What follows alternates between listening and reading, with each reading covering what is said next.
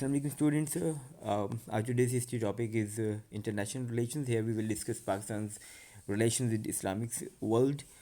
So students, immediately after 1947, Pakistan shared a very strong religious and cultural heritage with Islamic world, particularly with Turkey, the Middle East, the Gulf states, and Saudi Arabia. In general, Pakistan had no major disputes with the Islamic world, and all the time Pakistan hoped to follow a foreign policy based on creating unity amongst the Muslim world. Th- but it's quite impossible uh, to agree on all the issues, um, and there is a very strong reason that although the various countries have a common Islamic ideology, but sometimes they do not agree on political matters, just like Egypt and Saudi Arabia didn't like Pakistan signing the Baghdad Pact, and Egypt was particularly annoyed uh, that Pakistan didn't support it during the Suez crisis of 1956. It also objected uh, Pakistan's close ties and relations with the United States, and obviously it was a fact that American sport, just because of the American sport, uh, enabled uh, the hated Israel to survive against Arab opposition. Pakistan has remained a very keen supporter of Palestinian cause. The Pakistani people identify themselves with the Palestinians, who are a Muslim community fighting against oppression. In 1969, Pakistan joined with 24 other Muslim states to form the OIC, means Organization of the Islamic Conference or Countries. So the first meeting of OIC was held in Morocco.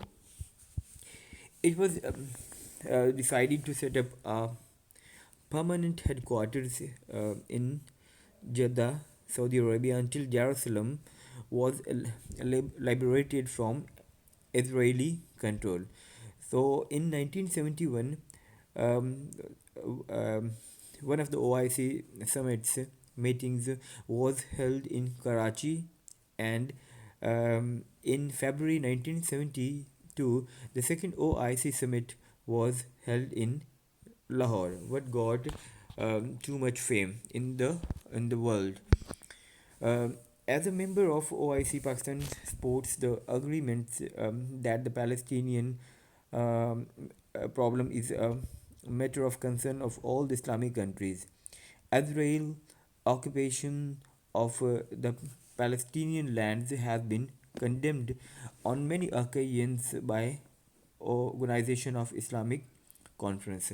After the 1971 war, Zulfikar Bhutto toured many Islamic states to make sure that relations stayed cordial. So Zulfikar's tour covered Western Asia, Muslim Africa, the Gulf states, and his Islamic neighbors. Pakistan had failed to defeat India in that war of 1971, but Bhutto wanted to demonstrate actually that his country was still a major power in the Islamic world. In 1973, Arab-Israeli war led to an Islamic summit hosted by Pakistan in Lahore from 22nd to 24th September 1974. In that summit, the leader of PLO, Palestine Liberation Organization, attended with so many with 35 heads of states of the Islamic countries. So the summit showed that Pakistan had many friends all over the world. One result of the talks was that Zulfikar Ali Bhutto uh, received offers of aid from many of the wealthy and rich Islamic countries who attended the summit organized by Zulfikar Ali Bhutto. So within 2 years, Pakistan became the receiver of aid from its fellow Islamic states, rather than it was receiving from aid from the Western countries. For example, Iran gave loans of $730 million dollars. In the same way, the UAE, United Arab Emirates, provided more than 100 million pounds, as well as Pakistan received a huge amount of 80 million dollars from Libya. In the next lecture, we will discuss Pakistan's relations with the Gulf states and Turkey, inshallah.